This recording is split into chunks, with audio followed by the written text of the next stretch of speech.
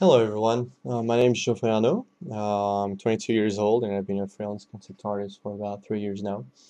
I want to start this little video by saying that I apologize if you don't always understand what I'm going to say in this video. The fact is I am French, and as you may know, we have absolutely the worst English accent in the whole world. Alright, so let's start. With this image, I didn't really have any theme in mind.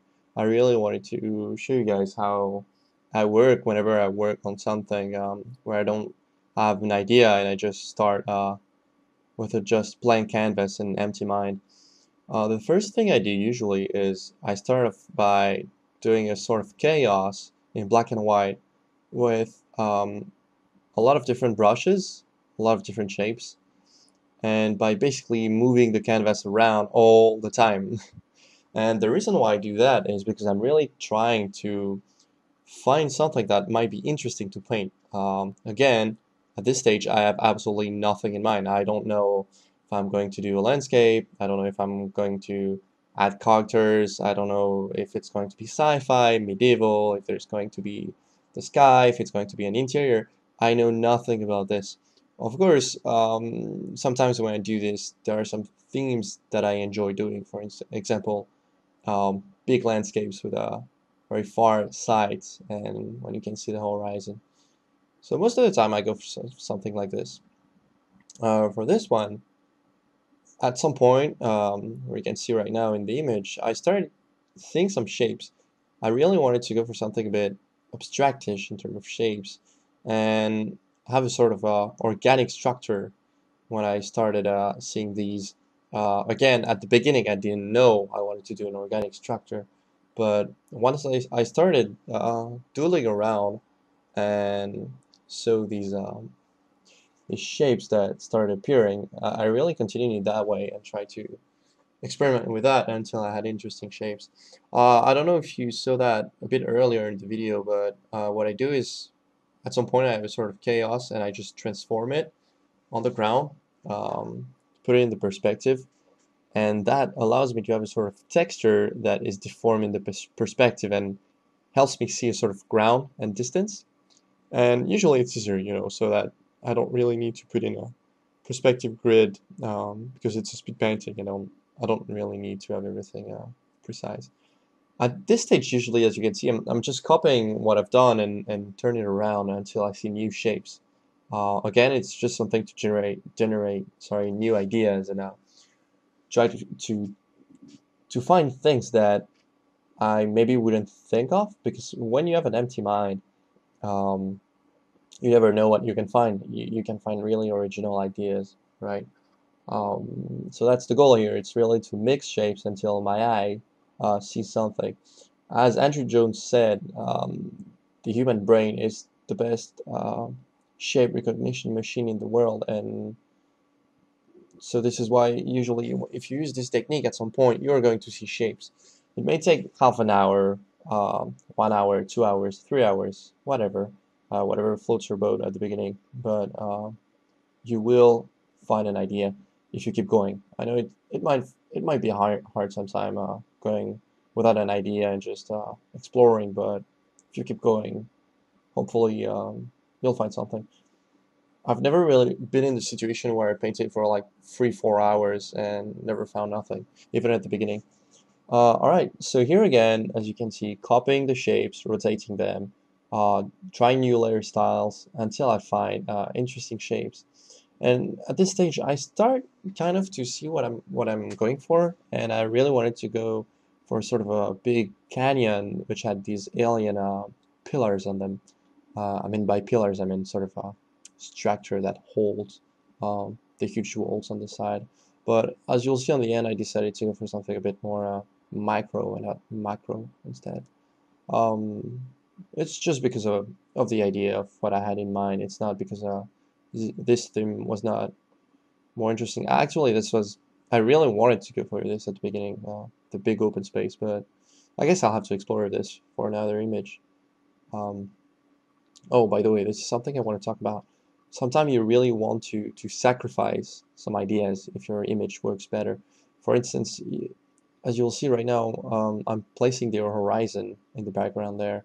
I wanted to see just a thin line of light and add maybe some mountains like I'm doing there.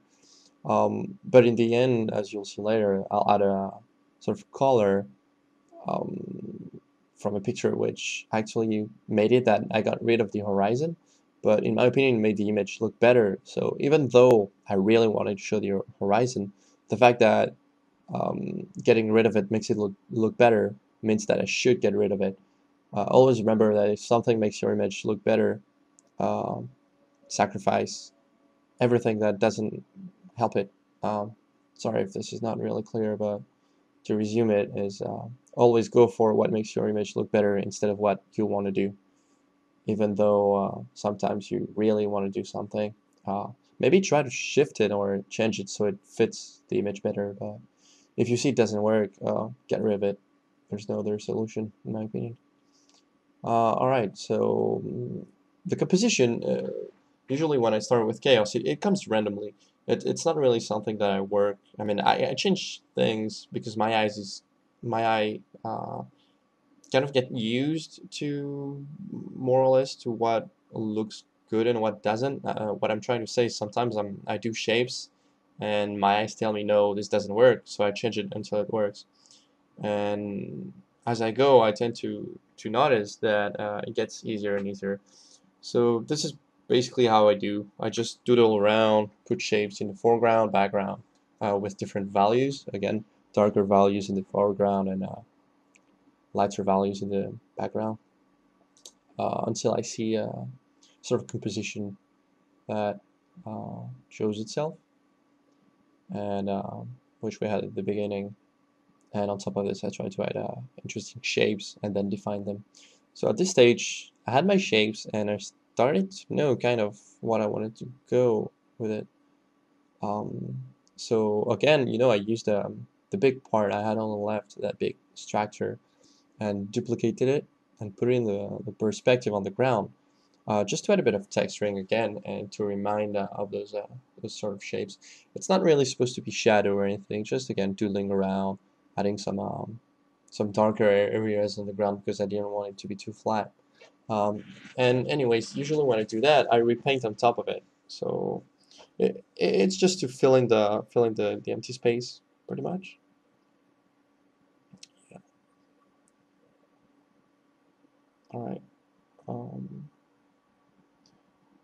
let's wait a bit, see what happens. All right. So also at the same time, I got rid of the really dark areas I had at the bottom, which, in my opinion, add a bit more depth when I got rid of it for some reason, and also got rid of that rock on the left. Like I was saying, if something doesn't work in your image, even though you really want it there, if it doesn't work, get rid of it and keep on going with your image.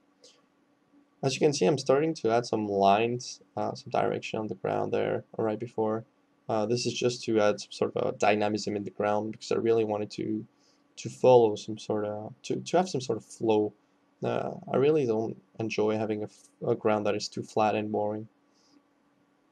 It's always fun to add some direction and kind of put it there as if you could surf on it almost. There again, adding a bit more depth by adding some light under that structure instead of just in the sky on the top right. I mean, which is very light. I really wanted to have a lighter area right there to get the eye back there a bit. At this stage, I had a different type of. I had my foreground, I had my midground and background, and I had the different structures in between. But I really wanted the different depth to be connected together. I really wanted the structure to feel like it's flowing all around the wall on the left. So this is what I did. Just connected everything together. As you can see there on the right, darkening a bit the shapes so that they read better, adding a bit more fog on the bottom. This is just for readability, right? This is just because I really want those shapes to stand out and add a bit more depth on the bottom of it. There again, playing a bit more of the structure on the flow, because this is really what sells this image, kind of, in my opinion. It was really the focus on the organic, semi-organic and mineral structure that we have going on the wall. And if this doesn't work, then the image kind of gets pointless. I mean, you could still play on the mood, the color, whatever, but this shape is basically what I'm showing with this image. So if it doesn't work, basically the image doesn't work. So this is why you see me working a lot more this shape than the rest. Because basically, if I define an area in the image, and I have similar designs around, the eye understand that it's similar. Right, at this stage, I take one of my old drawings or an image, whatever, a picture. It's kind of an interesting color palette that I think could fit the image, and I add it on top. There, I tried different layer style, from multiply to color to, I don't remember, color dodge, whatever. And by doing a mixture of a couple of layers, I end up having a sort of interesting color palette. And the cool thing is, because I have my values right under it, I already have the depth with it. Already, sorry, usually I do that rather early in the image, because I really want to be able to repaint on top of any details or artifacts that I could have kept from the image I'm dropping in. Alright, let's see where this is going. At this stage I was rather,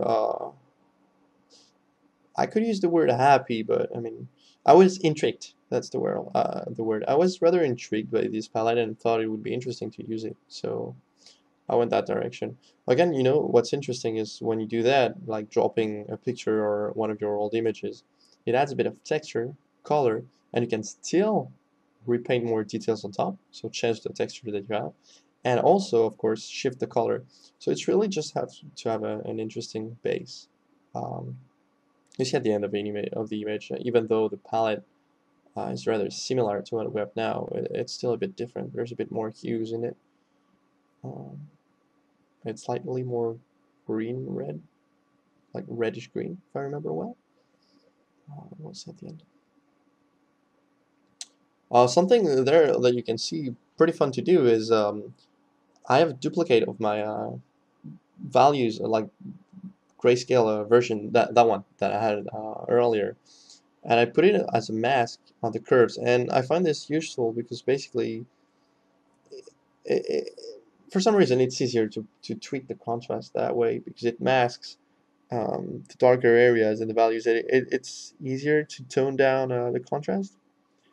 It's something that I find useful whenever my values are too boosted out, because I'm using black and white in these cases, and usually you want to get rid of black and white because it's too contrasty and you don't really get that in a realistic image.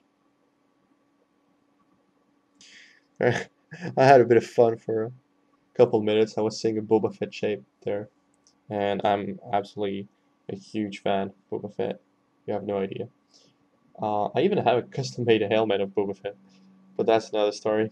So at this stage, as you can see, I have kind of my light direction, which is on top left at the moment, where the orange is, and I'm using this as a source of light for everything around. So this is going to help me render the scene. Usually I don't really like to add details when I don't have my light source in mind, simply because, you know, imagine you render entirely something as if you had an ambient occlusion. If you don't know what that is, it's basically, imagine an object but with just the light that surrounds it and no direct light. Well, if you only have that, and after maybe you want to get rid of detail, whatever, where you're gonna have to detail the whole object and notice maybe after, oh damn, maybe I shouldn't have detailed that part because I wanted to stay in the shadow, whatever. So this is time lost. And remember, you're doing concept. This is for a movie, a book cover, a video game, whatever, and you have to be time efficient. Because if you tell your client that you have to take 3 days to do something, uh, and they know someone that can do it in 1 day, then what's the goal in taking you if you do exactly the same job that he does? All right. So there again, trying to play a bit more with the lights, adding a bit more interest in the background, and trying to repeat the structure I have in the foreground, but with a bit more twirls. Yeah, another word difficult to say for my French accent. So yeah, at this stage, so what I do is I duplicate the image I have, And I just play with auto tone, auto contrast, and auto color to sort of get an idea of what my image could be if Photoshop corrected it. And usually I tone it down to 50% every time I do that, like 50% auto tone, 50% contrast, whatever. And it kind of corrects a little bit my colors because I tend to go a bit overboard when it gets to saturation or colors, because I like working with saturated colors sometimes. But again, you don't want the software to do everything for you. You want to be sure that you come back to it and correct it. This stage is super interesting. It's basically the moment where you add all the funny highlights and where the light is going to hit the structure and show uh, basically the sexy curves and sexy angles that you have on that, and where you want the eye to lead. And I always find that very interesting because it really defines where the light is. Um, again, defining more the structure, trying to play with shape, failing, start again, failing again, erasing, getting mad, continuing, and there I'm happy with it. Um, Same thing, trying to connect everything, see that it doesn't entirely work. Maybe erase part to continue it, and there you go. Try to add a bit more depth at the bottom, adding more highlights on the dark light coming.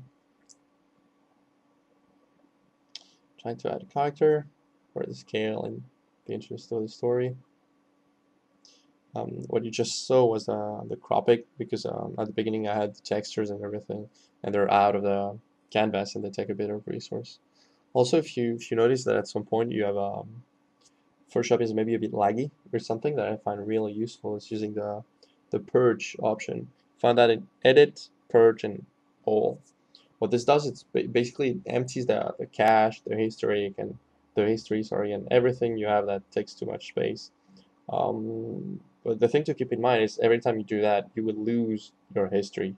You lose your layers or whatever, but you will definitely lose your history. So if you wanted to do Control Z, do it now, because that's the last moment you can do it before using the purge option. All right. Um, I think I added 4 arms to that character just for interest and show that it's in sort of alien world. There we had a little break to drink, I guess. Don't really remember. Adding a bit more depth and distance with some haze. I don't know if you saw that, but there's a pretty cool thing which you can do is basically double clicking a layer and you have 2 sliders appearing at the bottom. And it basically um, allow you to add um, the layer content only on a certain scale of values that you choose by sliding the sliders. And it's pretty useful if you basically don't want your haze to apply on dark values like I had on those rocks at the bottom left.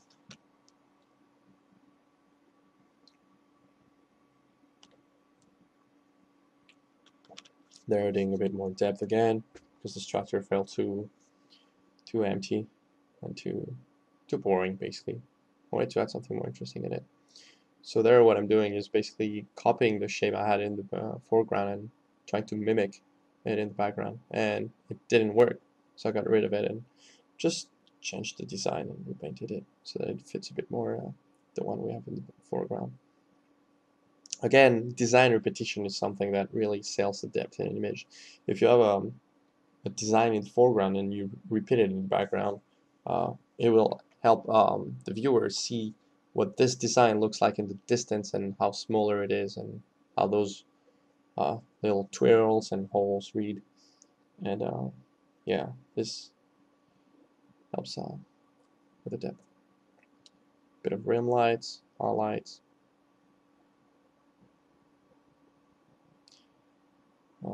Playing again with the shape. Again, like I was saying, this image was really about the shape of the structure, so it's something I kept on going on and on. I mean, keeping back to until I was happy with it. And let me tell you, I'm still not happy with it today.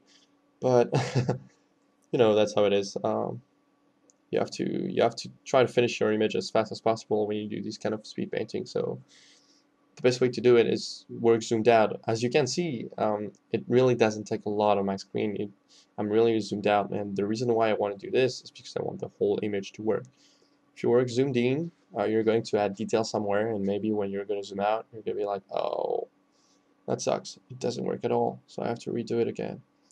But if you work like that on the whole image at the same time, you're sure to be time efficient, put the right details in the right place, and be sure that the whole image works at the whole time. There I'm adding a bit of glow in the background, some highlights. The reason why I do that is because I want to mimic the fact that maybe there's more structure in the background and there's just a bit of light coming through and doing a bit of light rays which come to the viewer. So basically the structure would be surrounded by sort of a goldenish light. And I really hated that structure, so again I redesigned it, went for it until I was happy with it. And there you can see I'm using the light color more because this is more exposed to direct light. Again, this sells the fact that the part we're in is not exposed to light and is more in the shadows. There what I'm doing is adding just a bit of blue in the shadows there, just so that the palette is a bit richer and has a bit more cool hues, just so that the warmer hues around stand out a bit more. Something I like to do, just adding more uncommon colors and hues in the image. However, you have to be careful with that because if you have, for example, an area where you just have blue and it's nowhere else on the image, the eye is going to be really attracted by that blue, and it might just mess up with the whole way the image reads. There again, playing with the structure because I really like that curve that you have going there with the highlight. I think it was one of the focal points of the image, so I really enjoy working on it. Don't know if you saw, but a couple of minutes ago, worked on the distance there. I mean, worked on the depth. And I need to drink a bit of water or else I'm going to die before the end of this tutorial. I'm sorry. So basically the key to, in my opinion, making an image that works is really working as far as possible with the biggest brush as possible, because you want to be sure that at all time you're actually not wasting time and going to the essential. And again, I try to focus on the mood before focusing on design, because you kind of, it's not too hard to change the mood, but it's hard to change the design. So imagine at the beginning you have the whole structure that I defined, and I spent 2 hours on it, and I don't know what the light or the color looks like. I just spend all my time defining the structure, and then at the end when I start working the mood, I notice that the design just doesn't work with the mood, so I have to change the design a bit. Again, comparing it to the beginning when I had the first color pass, and merging an old version with that one, so I keep a bit more of the mood I had going at the beginning. A bit more orange with different layers, just so that I get a sort of warmer image going on. I really wanted to go for something that was really filled with warm lights.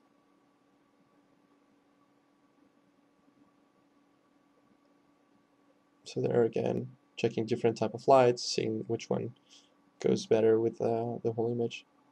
Again, remember, even though you have something in mind, maybe for instance, at the beginning I wanted the light to be at the top right, but slowly, you know, it shifted to that structure on the left, which in my opinion worked better. So I got rid more and more of the highlights that I had going on in the background and focusing on the light coming from the top left and hitting the structure, which is what I'm doing exactly now.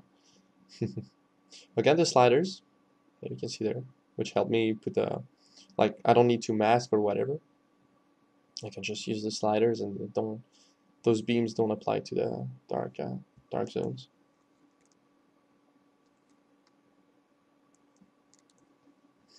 Adding a bit of color dodge, just so that I have a bit of glow going on those highlights, so they're warmer. You always have this type of I think it's called glare, Again, sorry if I'm losing my English. But I think it's a glare or a glow, I'm not sure in that case, but it's always interesting when you have highlights, you have this sort of a bit of a light bouncing on it. There I'm adding a bit more fog with a blurry brush and a bit more gray, playing with it, trying to have something that flows and maybe goes around the character. I thought it didn't work that well, so I got rid of it a bit after. I kept the fog, but a bit less intense.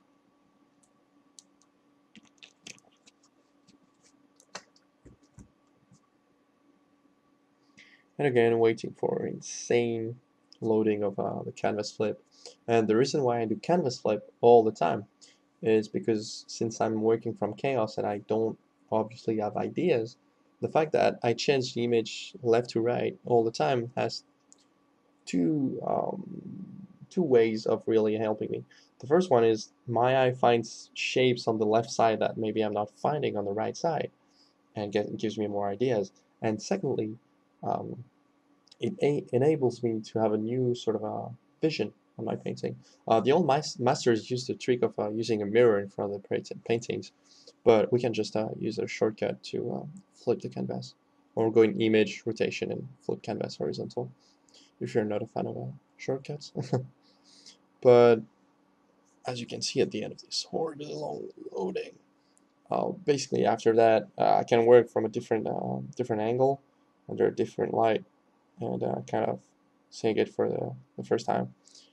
And after that, I know what to correct, because my eye is seeing stuff that it wasn't seeing on the other side, which basically right there was the fog. So again, turning it down a bit, uh, almost getting rid of it actually. Decided to sharpen a bit that area, and by that I mean adding more depth and more orange to the blacks, to the black values I had. They're a bit more auto tone, auto contrast, and auto color, again to see if the palette could be altered to something better. Adding a lighten layer to get rid of the black values again in the front, adding more green. Adding just a bit more detail to that structure, a bit more highlights. And there what I'm doing is I'm using the mixer brush. This is really cool to get a sort of painterly effect and kind of mix things together, just like the smudge tool, except you can be a bit more textured and graphic with it for some reason. Um, it's usually something that I use when I go for painterly images. It wasn't really necessary on that one, but I wanted to be able to show this technique because it's I think it's really useful. Adding a bit of sparks in the light beam, more shadows with the dodge tool. Usually the dodge tool, I like using it at the beginning of an image because I think that it can easily burn your contrast and light, so it's a bit dangerous. So since if you use it at the beginning, you can always repaint on top of it, but if you use it too late, you can burn your image, and it's hard to find back some details you have. Adding a bit of vegetation. As you can see, what I'm doing is I'm merging the layers all the time. The reason why I like doing that is because I find it easier to get back to a stage that I liked previously and paint on the whole image at the same time. I also find that it forces me to have a more painterly result on the whole thing. And also, since whenever I'm using new object or whatever, I'm using a new layer like you can see right now, even though I may merge it after with a like merge all in a new image, I will still have this layer with a selection on it. So I can just control click on it and modify it on the new layer.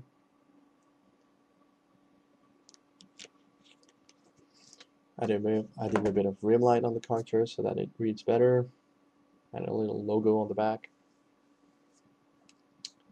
Changing brushes for vegetation. Those brushes are from Jahal, by the way. I think those are from Levantep, not sure. Or Mathieu. I basically used the brushes from Levi Petrify Monsieur Kusiara, I'm not sure I pronounced your name correct, I'm so sorry. Shady Safadi, and who's the last one? And yeah, so you'll probably find a link for the brushes in the magazine, but if I don't, at least you'll have the names. So be sure to check that out. There again, you can see the fog, work in the fog, just to add a bit more atmosphere in it. I really wanted to show it a bit more as if it was a bit moist. I know everyone hates that word. This is why I'm using it. I really wanted to have sort of a heavy atmosphere, you know, as if you could feel that it's heavy and yeah, very warm.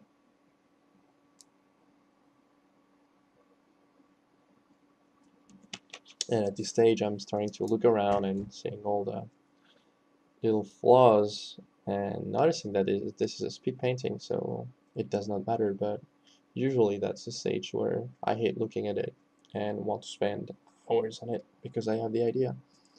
Um, and also at this stage, you want to be sure to check for big mistakes, basically perspective mistakes, light mistakes, scale mistakes, things you want to change.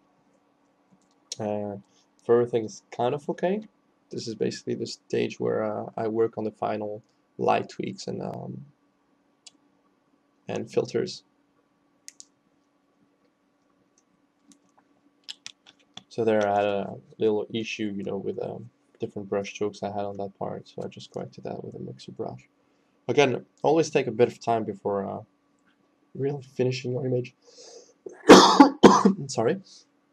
And by that I mean always take a couple minutes off, go do something else, and when you go back to it, look at it with a fresh eye and see if there's anything you want to correct before doing anything else. I think a bit of noise there, blurring it a bit and using soft light so that it doesn't show too much. A bit of sharpen, seeing if the details are still correct and show well. Some more auto tone, more auto contrast. And I think right after I'm using a wide angle filter. Usually I do that a bit earlier, but for some reason I forgot. And what's pretty cool with that is that it actually, there you go. It actually helps twisting a bit the image so that it adds a sort of depth effect. As if, you know, you were going, I don't know, hyper in light speed, you know, in a Falcon Millennium. Alright. You can't go wrong with Star Wars. And scaled it a bit so that it fits the image, and normally you can see the comparison there, the before and after this effect. And this is pretty much the end. So I hope you like this tutorial. Try to keep it short and went to the essential. But if I had to resume this image, I would say that maybe I jumped a bit too quick in the image before working on the composition and everything. There are definitely some things that I would have changed. Also, something important in my opinion is when you finish an image, try to look at it and see what you could have done better with it. Try to learn from it, see what you have done right, what you like with it, and what you hate with it. If you think your image is perfect and you really love it, you're either a liar or I don't know, you must be Da Vinci or something, but it's something usually, I think it's important not to like too much what you do, otherwise you won't progress as much and not be able to do really, really good looking images. The thing is really to always be open to criticism and, in my opinion, progress. But on a more cheerful note, let's get back to describing what's happening here. Like I was telling you, I'm using again the mixer brush that I was using earlier to add a bit more painterly effects with texture brush. If I was really smart, I would have done this before the noise layer, but I just remembered that last time.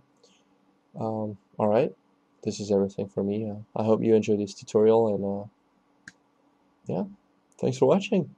Hope you learned a couple of new tricks, and well, good luck with everything. Cheers!